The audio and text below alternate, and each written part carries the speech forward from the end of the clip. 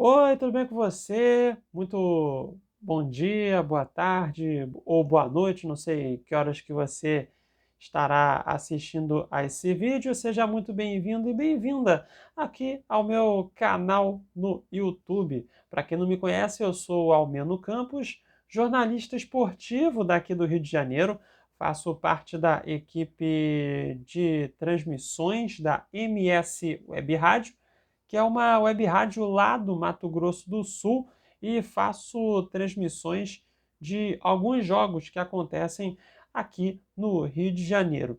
E nesse vídeo eu vou falar da vitória do Botafogo, mais uma vitória do líder do Campeonato Brasileiro, 2-1 em cima do Corinthians, partida que aconteceu na noite deste sábado lá no estádio Newton Santos, aqui no Rio de Janeiro, pela 26ª rodada do Brasileirão. Então convido você a deixar o like no vídeo, se inscreva no canal, ative o sininho das notificações, pois quando for postado um vídeo ou um short, que é aquele vídeo mais curto, você vai receber a notificação. E claro, compartilha esse vídeo com todo mundo, tá bom? Até mesmo para aquela pessoa que você não gosta, que você detesta, que você odeia, não tem nenhum problema. O importante é divulgar os meus vídeos, os conteúdos que faço por aqui. Vai que essa pessoa acaba gostando, curtindo, né? Enfim, então essa divulgação é muito importante para o meu trabalho, tá? E eu estou com o objetivo de alcançar a marca de 300 inscritos. Então me ajudar nessa. Então vamos com tudo, com mais um vídeo por aqui. E a vitória do líder, Botafogo, 2-1 em cima do Corinthians. Eu acompanhei o jogo desde sábado da minha casa mesmo, né? Então fiquei assistindo a essa partida e que com o resultado, né, o Botafogo permaneceu na liderança do Brasileirão com 53 pontos. E mais cedo, o Fortaleza, que é o segundo colocado neste momento que estou gravando o vídeo, tem 49 pontos.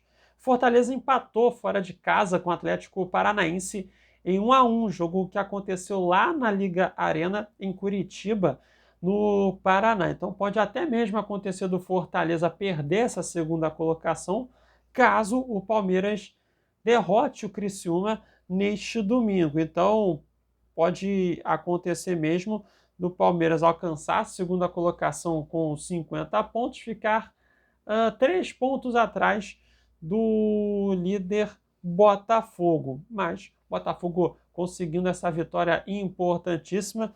Foi a 16ª vitória, inclusive, do Botafogo neste Brasileirão. Já o Corinthians, que acabou perdendo uma posição neste sábado, caiu para a 18ª colocação. Isso porque o Vitória agora é o 17º colocado com 25 pontos. E o Vitória mais cedo derrotou o Atlético Goianiense fora de casa por 2-0. Então, Vitória em 17º, Corinthians em 18º. O primeiro time fora da zona de rebaixamento neste momento que estou gravando o vídeo é o Fluminense, que tem 27 pontos, está na 16ª colocação. E observando aqui a tabela também, né, o Cuiabá, se ele ganhar nesta rodada do Campeonato Brasileiro, ele pode também ultrapassar o Corinthians, tá? O Corinthians aí pode terminar essa rodada na 19ª colocação, cara. É impressionante. Cuiabá que vai jogar só na segunda-feira contra o Internacional, jogo que vai acontecer lá no Beira-Rio, em Porto Alegre, como falei, segunda-feira, 8 horas da noite, no horário de Brasília. Então, vamos falar do que aconteceu, né? Antes, né? Aconteceu uma situação muito curiosa e bizarra, mais bizarra do que curiosa, né? A respeito dos uniformes das duas equipes, que antes da bola rolar, o Anderson Daronco chamou os jogadores das duas equipes, propondo que acontecesse uma troca de uniformes, né? Porque os uniformes estavam muito parecidos. E aí eu fico imaginando uma coisa, só na hora que a bola foi rolar, é que perceberam que os uniformes estavam parecidos. Nossa, é impressionante, assim. Como comparação, por exemplo, é, eu acho que até a temporada passada ou a retrasada, se você entrasse no site da La Liga, que é o campeonato espanhol, quando você entrava naquela parte das tabelas de jogos, dava para observar também os uniformes, e já com muita antecedência, tá? Os uniformes que as equipes iriam utilizar nas partidas. E até mesmo qual a bola seria usada. Antigamente, assim, até acho que 2 temporadas atrás, ou até a última temporada, enfim, tinham essas informações lá, sabe? E por que a CBF não faz isso aqui para o Brasil também, né? Na Libertadores, com dias de antecedência, a Conmebol divulga os uniformes que as equipes vão usar, os uniformes que os goleiros usam e também os uniformes da arbitragem. Então, assim, a Conmebol já divulga para não ter erro. E aqui no Brasil, assim, na hora que a bola vai rolar, que descobrem, meu Deus, o uniforme está parecido. E, assim, é inacreditável, é impressionante. Mas, assim, esperar essas melhoras da CBF, sinceramente, não tem como, né? Até pouco tempo atrás, o site da CBF estava fora do ar. E vou te falar, até esse momento, o site da CBF ainda não está 100% não, tá? Mas esperar melhora da CBF, né, nesse aspecto, não tem como, né? E assim, o primeiro tempo, cara, foi amasso do Botafogo, essa que é a verdade. O Botafogo, até para ver aqui a estatística certa, ele deu para 10 chutes ou mais no primeiro tempo de partida. Foram 15 chutes que o Botafogo deu no primeiro tempo, contra apenas 3 chutes da equipe do Corinthians. E olha, o Botafogo ele poderia ter resolvido a partida no primeiro tempo, com o volume de chegadas no ataque que teve, com esse número de finalizações muito superior ao do Corinthians. E assim, o Hugo Souza ele fez defesas importantíssimas no primeiro tempo. Se não fosse o Hugo Souza, o Corinthians estaria, sei lá, poderia estar perdendo de 3-0 no primeiro tempo, ou até mais. E não era nenhum absurdo, tá? Não era nenhum absurdo. Mas o Botafogo abriu o placar com o Luiz Henrique. E isso só aos 38 minutos do primeiro tempo. Então, para vocês terem assim, uma ideia desse volume de chances de criações que o Botafogo teve, e só conseguiu abrir o placar aos 38 minutos no primeiro tempo. E assim, foi uma belíssima jogada do Thiago Almada. Começou, né, com o Thiago Almada, que assim, driblou de uma forma muito bonita o volante Ranieri, deixou o Ranieri no gramado. Aí o Thiago Almada deu um passe para o Savarino, e aí o Savarino recebeu na grande área, e aí deu um toque à direita dele, onde estava o Luiz Henrique, livre de marcação. Aí o Luiz Henrique mandou a bola para o fundo da rede, abrindo o placar para o Botafogo. Então, 1-0 para a equipe carioca. E aí, logo depois, né, mesmo com esse domínio, né, muito grande que o Botafogo teve, o Corinthians teve a oportunidade de empatar em um pênalti. E assim, cara, foi um pênalti muito bobo que o Marçal cometeu. Foi para cima do Ángel Romero. Acredito que foi assim, para cima do Ángel Romero.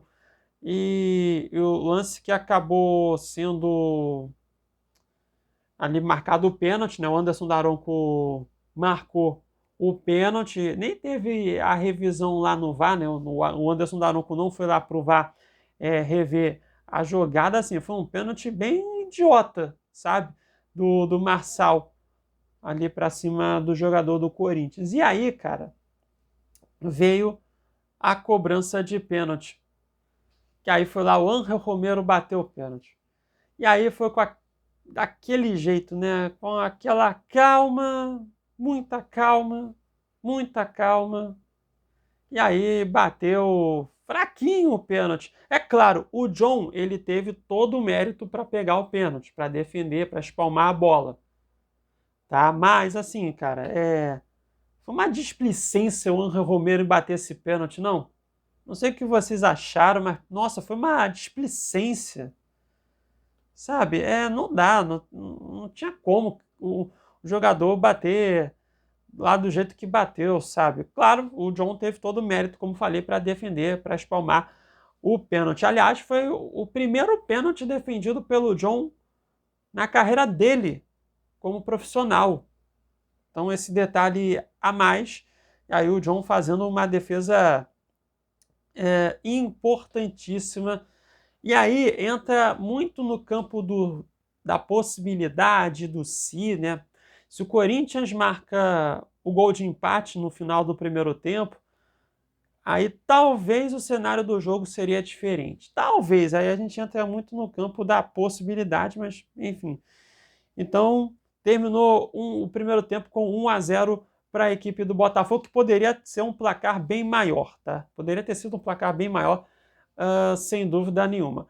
Aí, partindo para o segundo tempo, o Ramon Dias ele acabou com o esquema de 3 zagueiros. Aí, no intervalo, ele tirou um zagueiro para colocar um atacante, tirou Caetano para colocar o Héctor Hernandes e tirou o Thales Magno para a entrada do Breno Bidon. Tirou um atacante para colocar um meio-campista, que era a intenção para preencher o meio de campo, porque o Botafogo estava tendo muito espaço para criar jogadas. Assim, foi um amasso do Botafogo no primeiro tempo. E essa mudança que o Ramon Dias fez no Corinthians acabou que funcionou, porque o Corinthians ele começou dominante na segunda etapa, e aí o Corinthians teve outro pênalti a seu favor. Só que aí foi um pênalti marcado após a revisão no VAR. E aí foi um lance em cima do Ranieri. Aliás, o Ranieri que acabou sendo um dos personagens centrais, digamos assim também, no jogo aí pela equipe do Corinthians, porque ele levou aquele drible desconcertante do Thiago Almada no primeiro gol do Botafogo, aí ele acabou sendo derrubado pelo Alexandre Barbosa, e assim, eu marcaria o pênalti também, sabe? Ele vai com o braço ali, e para mim ele deslocou com muita força mesmo o Ranieri dentro da grande área. É um lance interpretativo, né? Tem gente que não marcaria o pênalti nesse lance, tá? Assim como já vi em outras situações parecidas com essa acontecerem aqui no futebol brasileiro e muitos árbitros não marcarem falta, tá? Mas eu achei pênalti no lance e assim, e o Alexandre Barbosa, ele foi com uma imprudência muito grande na jogada, que dá margem para ter essa interpretação de pênalti. Eu achei pênalti, como falei, então, depois da revisão do VAR. O pênalti foi marcado e aí quem foi para a cobrança foi o Rodrigo Garro. Aí o camisa 10 do Corinthians foi lá e bateu no meio do gol praticamente. O João caiu para um dos lados e dessa forma o Corinthians empatou em 1-1. Só que aí, poucos minutos depois, né, o gol do Corinthians ele saiu, só para confirmar aqui rapidinho, o gol do Corinthians saiu aos 17 minutos do segundo tempo. E aí, logo depois, aos 20 minutos, não, 21 minutos, bem rapidinho, o Botafogo conseguiu o segundo gol e que acabou sendo o gol da vitória. E aí, mais uma vez, o Thiago Almada. Ele teve o volante Ranieri pela frente e aí ele conseguiu driblar mais uma vez de forma bonita o Ranieri, deixando o volante do Corinthians na saudade. E aí chutou com o pé esquerdo da entrada da área. A bola desviou na marcação do Corinthians no meio do caminho, enganou o goleiro Hugo Souza e a bola foi para o fundo da rede. o Thiago Almada marcando dessa forma, inclusive, o primeiro gol dele com a camisa do Botafogo, o jogador mais caro, a contratação mais cara da história do futebol brasileiro, campeão mundial, tá? O Thiago Almada, para quem não lembra, ele foi campeão mundial com a Argentina em 2022. Então a gente está tendo um privilégio, digamos assim, de acompanhar, de assistir um cara que foi campeão do mundo recentemente, na última Copa do Mundo, atuando aqui no futebol brasileiro. E Thiago Almada marcando aí o primeiro gol dele com a camisa do Botafogo, que assim, foi a melhor atuação dele desde que chegou ao Botafogo, sem dúvida nenhuma, participando ativamente, claro, dos 2 gols que o Botafogo fez na partida. E aí, depois desse gol, né, o Franklin Carvalho, né, que hoje foi quem incomodou o Botafogo à beira do gramado, ele fez modificações, ele tirou o Vitinho, que, ao meu ver, ele fez uma boa estreia, uma estreia bem segura na minha visão. O Vitinho, que é um dos reforços do Botafogo dessa janela de meio de ano, e entrou o Matheus Ponte, e saiu também o Luiz Henrique para a entrada do Tiquinho Soares, né? Bem, o Luiz Henrique, que até segundo a reportagem foi do Richard Souza, foi ele quem estava fazendo as reportagens do Botafogo na transmissão do Sport TV. Ele relatou que o Luiz Henrique saiu muito chateado, muito contrariado com essa mexida, né, com a saída dele para a entrada do Tiquinho Soares, e aí o Botafogo começou a jogar num 4-4-2 ou 4-2-4, como queiram, né? Mas o Luiz Henrique saiu muito contrariado. Ele não fez aquela partida espetacular, né?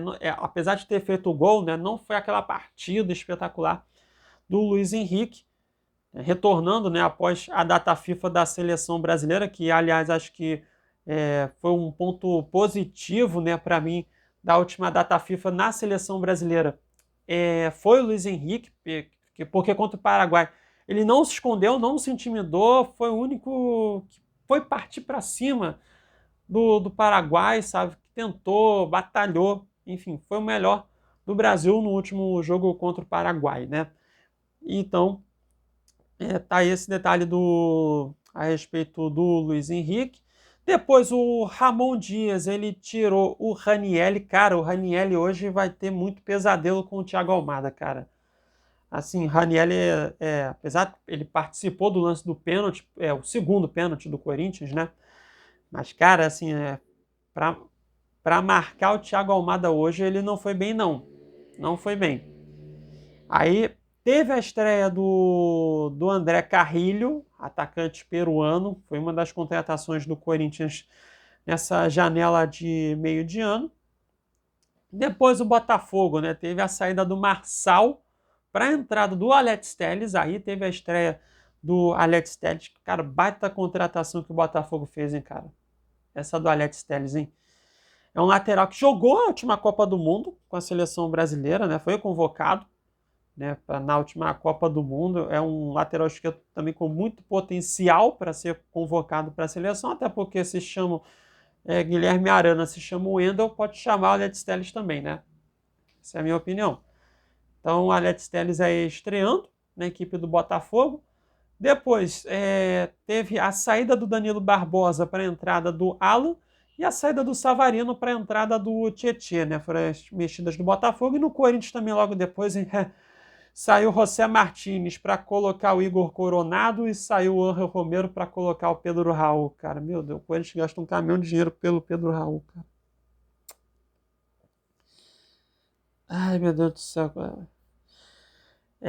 A gente viu esse Pedro Raul no Botafogo, no Vasco, ano passado no Vasco, né? Caraca, que loucura, cara. E essas mexidas, né? No caso, tirar um volante para colocar um meia e para colocar um outro atacante aí mais alto, né? Para tentar lançamento para a área, enfim, mas acabou que não funcionou, não deu muito certo. E o Botafogo depois teve outras oportunidades, né? Para marcar um terceiro gol, né? Mas acabou que não conseguiu depois aproveitar essas oportunidades que teve, né? Ainda mais no final da partida, né? O Corinthians até no segundo tempo, ele terminou o segundo tempo com um pouco mais de posse de bola, teve mais finalizações. Só que assim, cara, até no total de finalizações, que é uma coisa que me chamou a atenção aqui, o Botafogo teve 21 finalizações no total e o Corinthians com 12. O Corinthians ele teve 2 finalizações apenas na direção do gol defendido pelo John, que foram os 2 pênaltis que o Corinthians teve na noite desse sábado.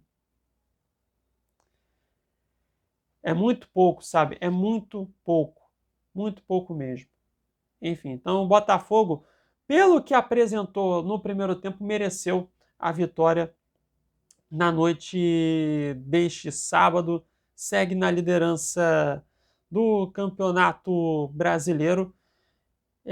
Enfim, o Botafogo que agora, né?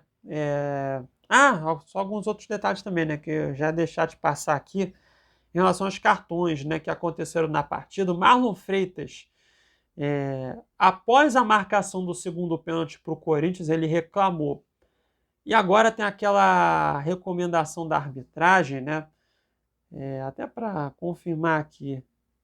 Mas se bem que ele era o capitão do Botafogo, né? Ele é o capitão do Botafogo, mas acho que talvez a forma como ele reclamou, o Anderson Daronco não ficou satisfeito, né? E acabou que deu cartão amarelo para o Marlon Freitas, que foi o terceiro cartão amarelo dele no Brasileirão, então está fora do próximo jogo da equipe no Brasileirão, que será contra o Fluminense, no próximo sábado, 6h30 da noite, no horário de Brasília, no Maracanã, pela 27ª rodada. E o André Ramalho, zagueiro do Corinthians, ele levou um cartão amarelo no final da partida. Foi o terceiro cartão amarelo. E o Ramon Dias, cara, inacreditável o Ramon Dias também, cara, o comportamento dele no final. Ele dá uma abraçada, uma cotovelada, sei lá, cara, em cima de um gandula do Botafogo. É aquela situação toda de demorar a repor a bola, enfim, as bolas começam a sumir, né, e tudo mais. Enfim, o Gandula foi expulso também e o Ramon Dias também. Levou cartão vermelho, então o Ramon Dias, assim como o André Ramalho, os dois estão fora do próximo jogo do Corinthians no Brasileirão, que será contra o Atlético Goianiense, o último colocado da competição. O jogo será no próximo sábado, 4 horas da tarde, no horário de Brasília, na Neoquímica Arena, em São Paulo.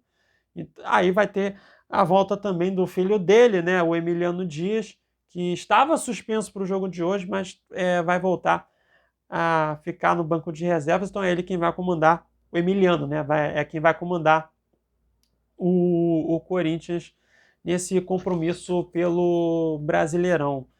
E, cara, assim, a situação do Corinthians é muito complicada, porque em 26 jogos, o Corinthians ele tem apenas 5 vitórias no Campeonato Brasileiro. Tem 25 pontos.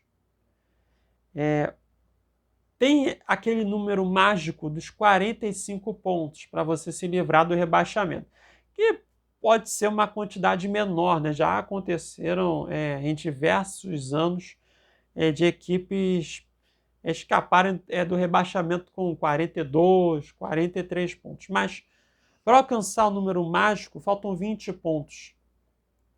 Assim, o Corinthians ele tem 12 jogos para fazer. Ele tem que ganhar 7. Pois de 12 jogos ele tem que ganhar 7. O Corinthians em 26 jogos ele ganhou 5. Então, assim, é uma situação complicada. Assim, mas o Fluminense está a 2 pontos só à frente do Corinthians. É verdade. Né? Mas, assim, se o Fluminense ganhar do Juventude, ele vai para 28. O Grêmio ele pode ganhar do Red Bull Bragantino fora de casa. Então, assim, a diferença pode abrir mais um ponto, né? A depender do Criciúma. Agora, se o Criciúma conseguir pontuar, aí abre 4 pontos de vantagem, não só para o Vitória, mas também para o Corinthians. Então, assim, o Corinthians ele vai ter que precisar melhorar muito nesse Brasileirão. Ele tem que ganhar 7 dos próximos 12 jogos para ele alcançar e ultrapassar, nesse caso, né, a marca dos 45 pontos. Aí vencendo 7 jogos, chegaria a 46. Cara, mas é aquilo, né? Tem que depender de Yuri Alberto, Pedro Raul, né? Para marcarem gols. Agora vai ter o Memphis, né? Vamos ver como é que vai ser com o Memphis aí jogando pela equipe do Corinthians, hein? Ah, e antes, né? No final de semana, obviamente, as duas equipes vão jogar pelas competições internacionais, né? O Botafogo ele vai enfrentar o São Paulo na quarta-feira, 9h30 da noite, no horário de Brasília, jogo que vai acontecer no Newton Santos, no Rio de Janeiro, jogo de ida das quartas de final da Libertadores. E, cara, assim, essa quarta-feira vai ser até uma loucura, né? Em relação a essa logística de jogos aqui no Rio de Janeiro, né? Serão 2 jogos de Libertadores envolvendo 4 grandes equipes, grandes torcidas em uma mesma noite aqui no Rio de Janeiro, né? Primeiro vai ter um Fluminense Atlético Mineiro, quarta-feira, 7 horas da noite, no Maracanã. E aí, 9h30 da noite, no Newton Santos, vai ter Botafogo e São Paulo, cara. Enfim, mas a Polícia Militar falou que vai dar conta. Vamos ver. Vamos ver como é que vai ser, né? Enquanto que o Corinthians, aí ele vai viajar para Fortaleza, vai enfrentar o Fortaleza na terça-feira, 9h30 da noite, no horário de Brasília, lá no Castelão. Aí o jogo de ida das quartas de final da Copa Sul-Americana. Então, se você ficou comigo até aqui, muito obrigado pela sua audiência, pela sua paciência também. Se você gostou, deixa aquele like, se inscreva no canal, ative o sininho das notificações, compartilhe esse vídeo com todo mundo, tá bom? E em breve volto com mais um vídeo por aqui, tá bom? Beijos e abraços a todos e até a próxima, hein? Tchau, tchau!